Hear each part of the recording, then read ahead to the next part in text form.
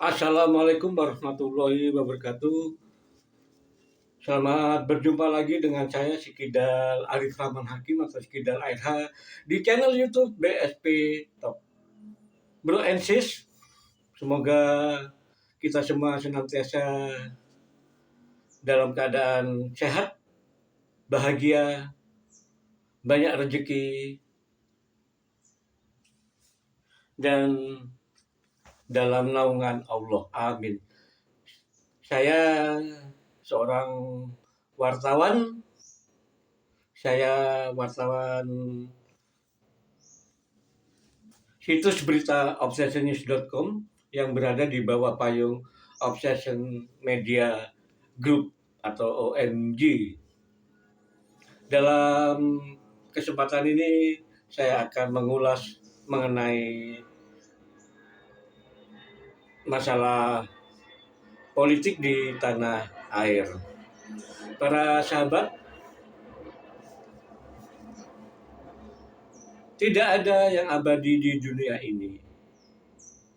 Demikian pula dengan kekuasaan. Nggak ada kekuasaan yang abadi. Soekarno yang menjadi presiden pertama RI sejak 1945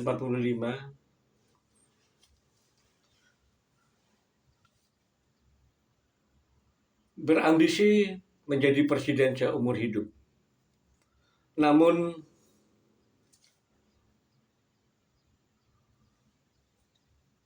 kekuasaannya berakhir tragis pasca G30 SPKI 1965. Pada 1966 demo besar-besaran untuk mengganjang Soekarno supaya diturunkan terus berlangsung. Pada 1990, pada 1966 itu kekuasaan Soekarno mulai dipreteli oleh penguasa militer, dalam hal ini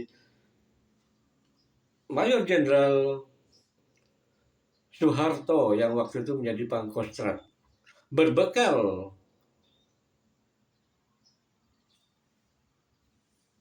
Super Semar, surat perintah 11 Maret, Soeharto membubarkan PKI. Di 1966 itu secara de facto Soekarno masih menjadi presiden, namun secara de jure atau secara hukum kekuasaannya telah berakhir. Kekuasaan Orde Lama, yaitu kekuasaan yang dipimpin oleh Soekarno, bubar, diganti dengan era Orde Baru. Pada sidang Majelis Permusyawaratan Rakyat sementara MPR 1967,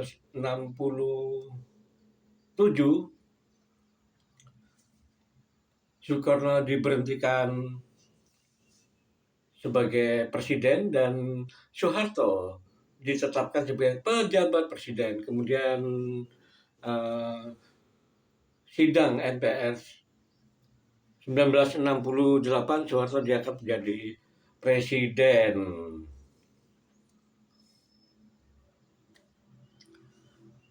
Para sahabat, pada tahun 1971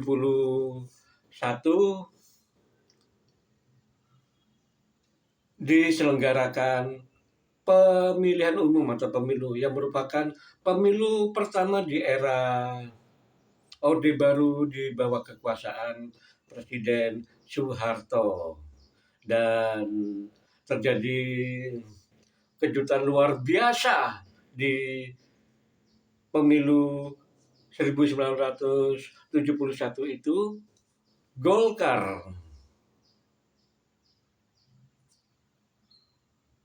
tampil sebagai pemenang.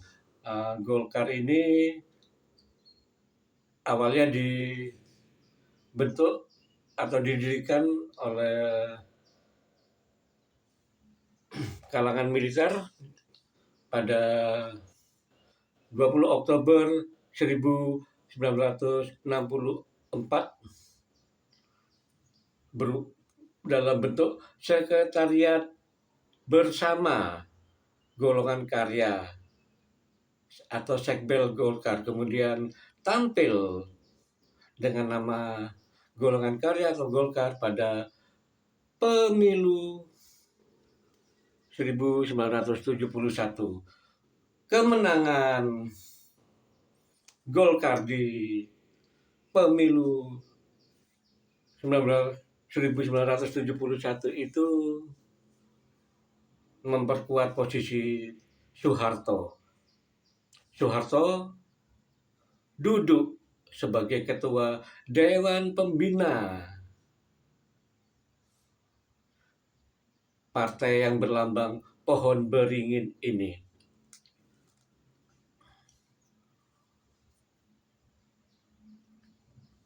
Golkar sukses mengantarkan Soeharto meneruskan jabatannya sebagai presiden dan dilantik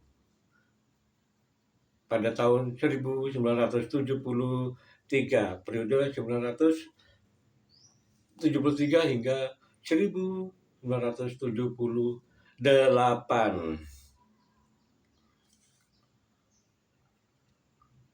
Golkar memetik kemenangan manis, memetik kemenangan manis lagi di pemilu 1977 dan kembali mengatakan Soeharto jadi presiden.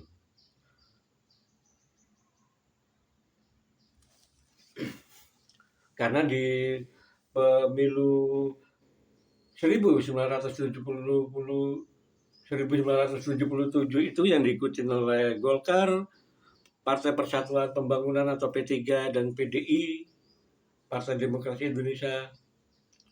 Golkar menang dengan raihan yang fantastis.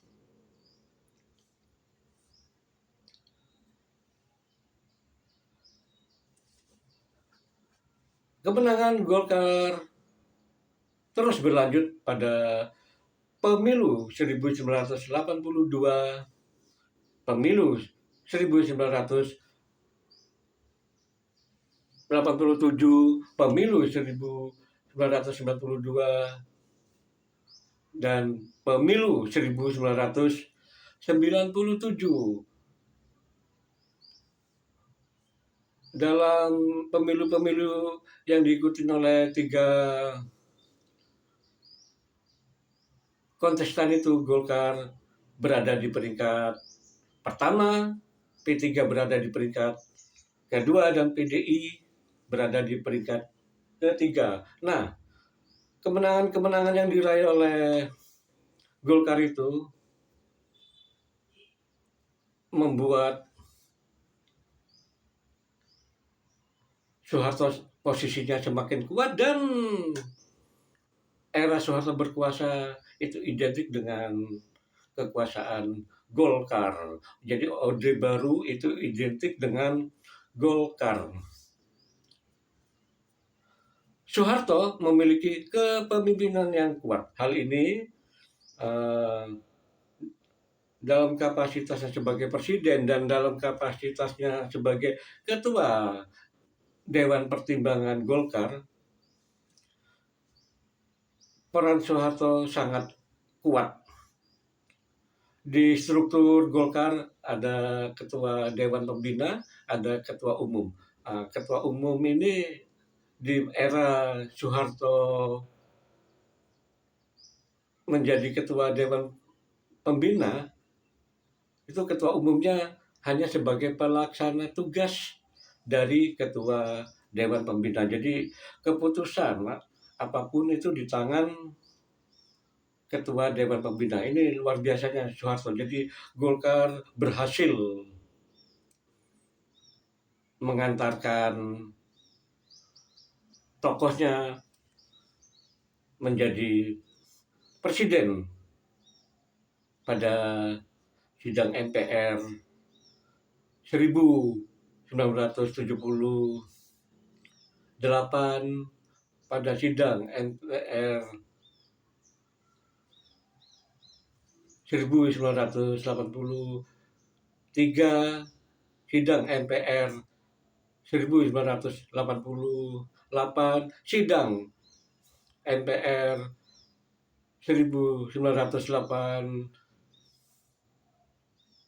1993, dan sidang MPR 1997. Di era Orde Baru, pemilihan presiden dan wakil presiden melalui MPR atau Majelis Permusyawaratan Rakyat. Luar biasa pengaruh Soeharto di pentas politik melalui Golkar. Kemenangan Golkar ini ditopang oleh jalur ABG, yakni ABRI, birokrasi, dan Golkar. ABRI wajib berpihak ke Golkar, kemudian birokrasi itu para pegawai negeri, para negeri wajib mendukung Golkar, dan jalur G-nya yaitu Golkar itu kader-kader di luar birokrasi dan ABRI. Jadi para sahabat, Soeharto berkuasa lama dari tahun 1966. Seperti yang saya sampaikan tadi, nggak ada kekuasaan yang abadi. Soekarno yang berobsesi jadi presiden seumur hidup tumbang. Nah, hal yang serupa dialami pula oleh Soeharto. Pada tahun 1997 terjadi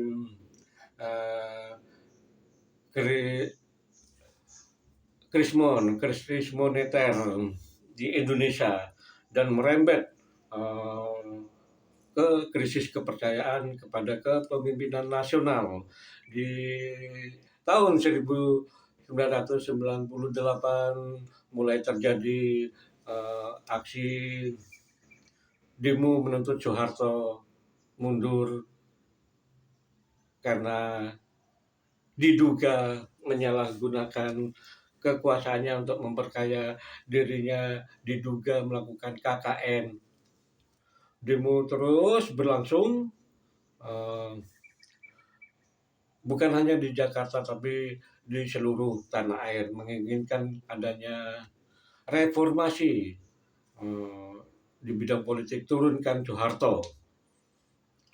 Pada 21 Mei, Soeharto mengundurkan diri dan posisinya digantikan oleh Wakil Presiden B.J. Habibie.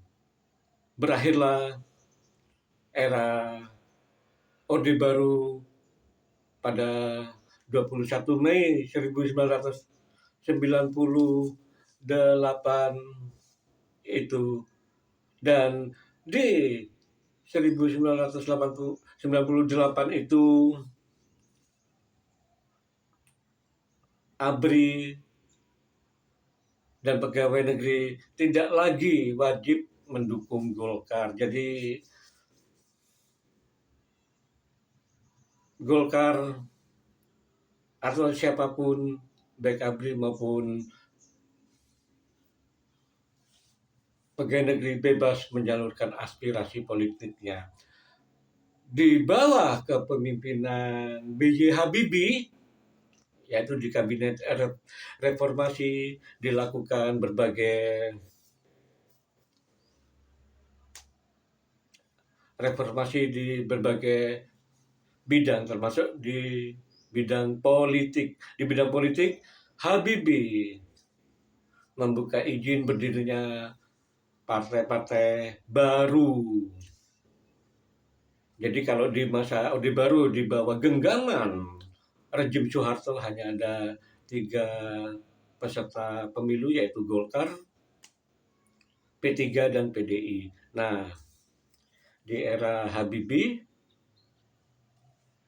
dilakukan reformasi. Jadi siapapun dipersilakan membuat partai baru.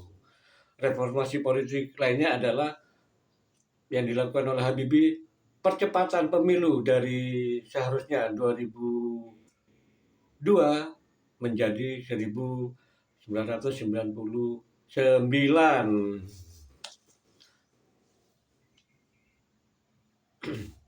Pada pemilu 1999 yang merupakan pemilu perdana di era reformasi, diikuti oleh 48 partai politik atau parpol.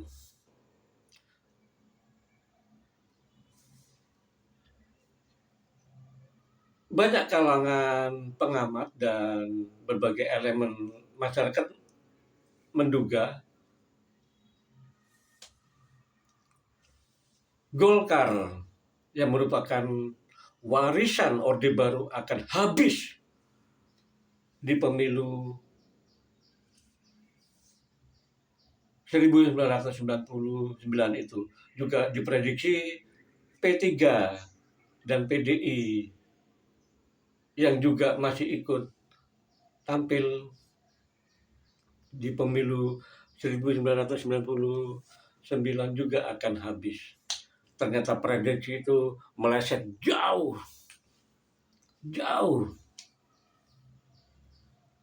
Golkar masih berjaya. Hal ini terbukti pada pemilu 1999. Ranking pertama diduduki oleh PDI Perjuangan, pimpinan Megawati Soekarno Putri. Kemudian Golkar berada di peringkat kedua.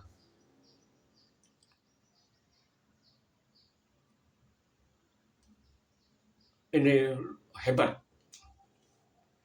Golkar pada masa itu dipimpin oleh Akbar Tanjung.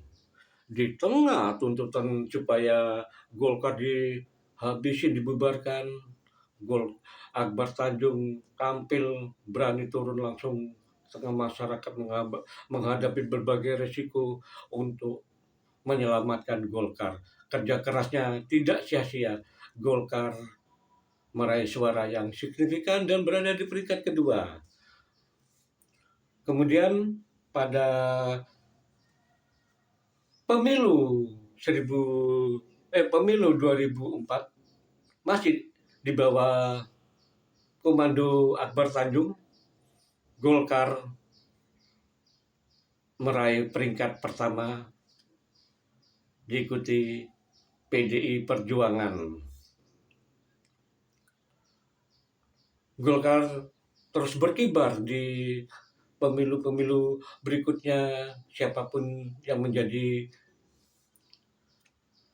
ketua umumnya. Di pemilu 2009,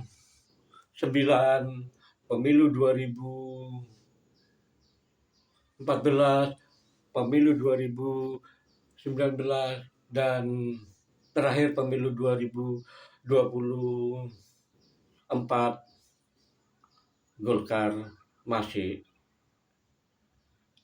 dicintai rakyat. Dan begini para sahabat, kalau di era Orde Baru, Golkar selalu berada di peringkat pertama, baik perolehan suara maupun kursi di DPR. Catatan manis ini terus diperoleh Golkar sejak reformasi. Golkar gak pernah keluar dari 2 besar pemenang pemilu. Ini menunjukkan bahwa kaderisasi di Golkar berjalan efektif. Siapapun yang menjadi ketua umumnya Golkar menunjukkan kehebatannya. Golkar memang hebat di pemilu legislatif. Namun sayangnya, para sahabat, Golkar nggak berjaya di pemilihan presiden atau pilpres. Saya minum dulu ya.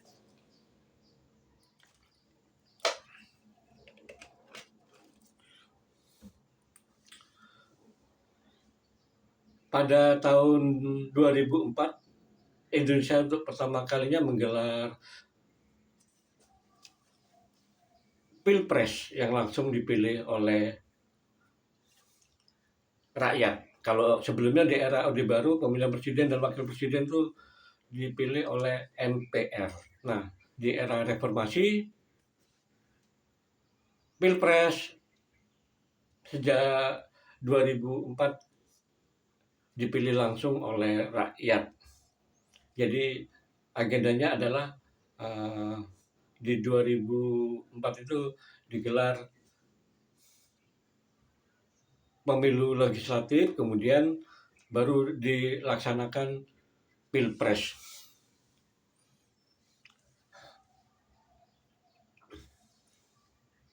Ketua Umum Golkar, Akbar Tanjung, gagal meraih tiket sebagai capres dari Golkar di konvensi capres Partai Golkar. Jadi konvensi ini seleksi para capres internal Golkar untuk maju di Pilpres 2004. Akbar kalah melawan mantan Panglima ABRI Jenderal Wiranto yang notabene berada di luar struktur Golkar.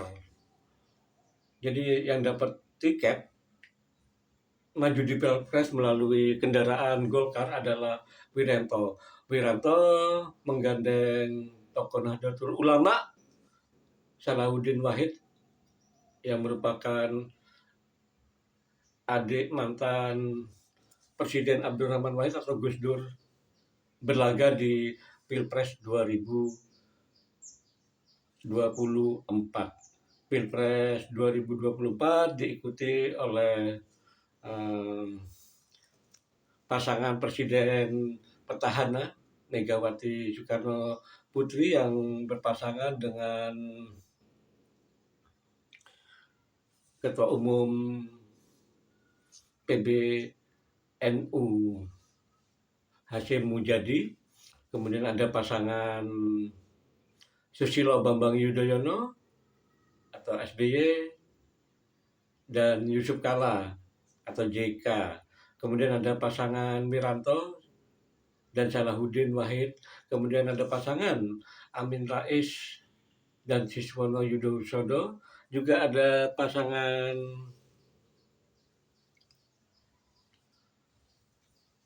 Hamzahas dan Agung Gumelar.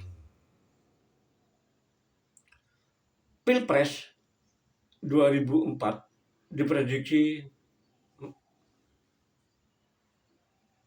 Megawati yang saat itu merupakan presiden incumbent akan meraih kemenangan. Tapi prediksi ini meleset.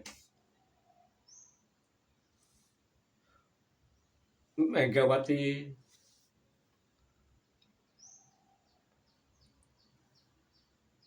nggak berhasil memperpanjang kekuasaannya. Di Pilpres 2004 itu yang menang adalah SBY dan JK. Mereka menjabat presiden dan wakil presiden periode 2004-2009. Perlu para sahabat ketahui, Yusuf Kala atau JK adalah kader Golkar, namun dia nggak pakai kendaraan Golkar. Dia yang berpasangan dengan SBY diusung oleh Partai Demokrat dan Partai PBB. Setelah Yusuf Kala menjadi wakil presiden, dia terpilih menjadi ketua umum Golkar. Teman-teman,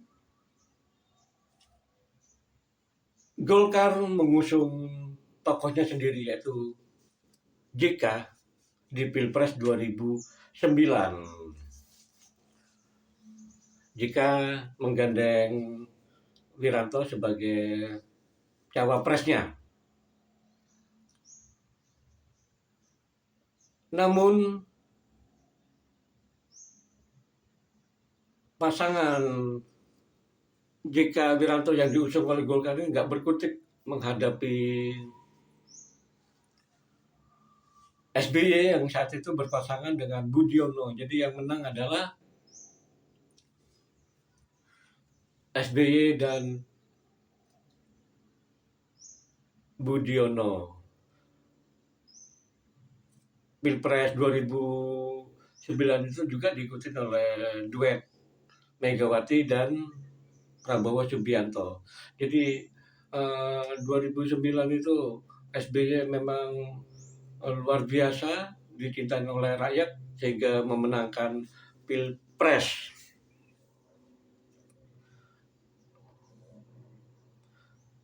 Para sahabat, pada pemilu 2009, Golkar di bawah kepemimpinan Abu Rizal Bakri nggak berhasil menampilkan Abu Rizal sebagai capresnya. Sudah kasak kusuk ke sini, sudah lobby-lobby ke sini, melamar jadi capres maupun cawapres, menemui jalan buntu. PDIP saat itu di Pilpres 2009 sudah punya calon yaitu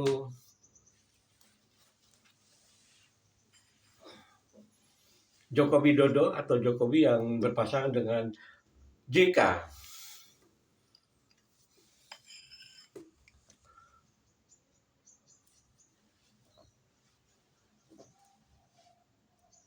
Kemudian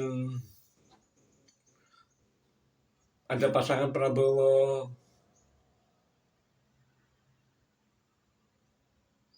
Subianto yang berpasangan dengan Ketua Umum PAN Hatta Rajasa. Jadi di 2014 itu Abu Rizal gagal memperoleh tiket untuk maju. Nah, kemudian Abu Rizal mengarahkan Golkar mendukung pasangan Prabowo Subianto dan Hatta Rajasa. Namun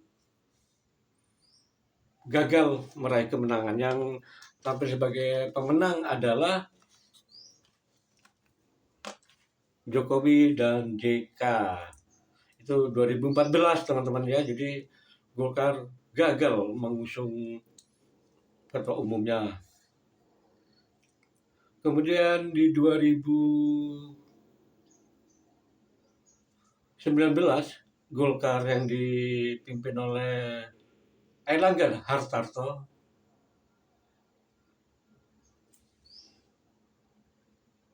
tidak menyajikan atau menyuguhkan ketua umumnya maju di Pilpres. Golkar saat itu mendukung duet Jokowi dan Ma'ruf Amin. Jokowi Ma'ruf Amin berhadapan dengan Prabowo Subianto dan Sandiaga Uno. Yang menang adalah Jokowi dan Ma'ruf Amin. Selanjutnya di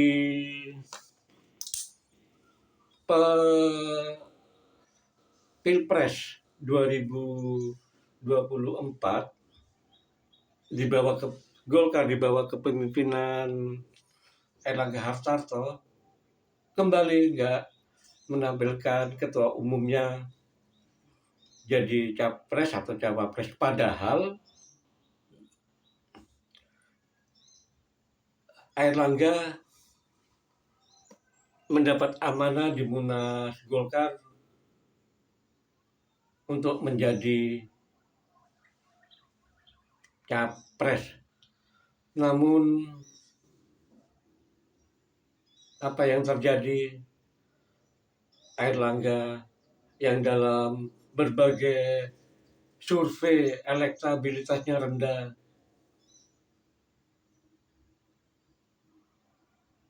tidak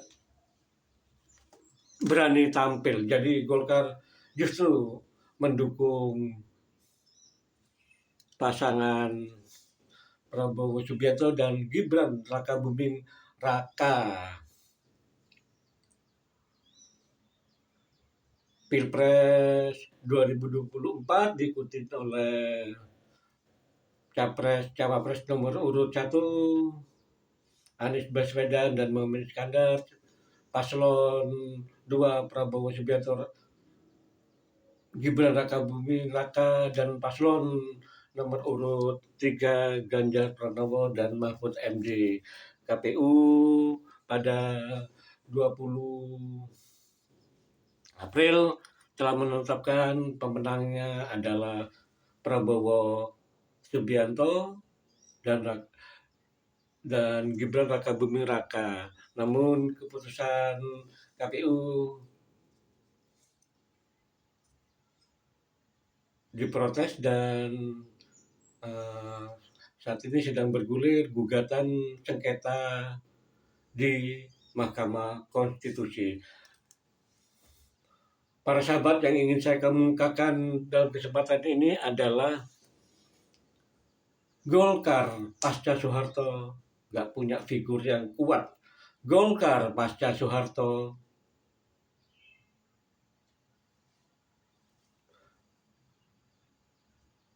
tokoh-tokohnya nggak ada yang jadi presiden. Mari kita sekilas merefleksi yang di era Orde Baru. Soeharto punya wibawa yang kuat sehingga sebagai Ketua Dewan Pembina Golkar terpilih terus jadi presiden melalui sidang istimewa MPR di era Orde Baru. Sepeninggal Soeharto, Golkar nggak ada lagi tokoh-tokohnya yang berjaya. Oh iya teman-teman, supaya Golkar itu nggak identik dengan Soeharto di era reformasi, Akbar Tanjung menyingkirkan Soeharto dan anak-anaknya dari struktur kepengurusan Golkar, dan lembaga Dewan Pertimbangan Presiden dihapus. Ini untuk menunjukkan Golkar di bawah kepemimpinan Akbar Tanjung bersih dari bau rejim Orde Baru. Namun upaya itu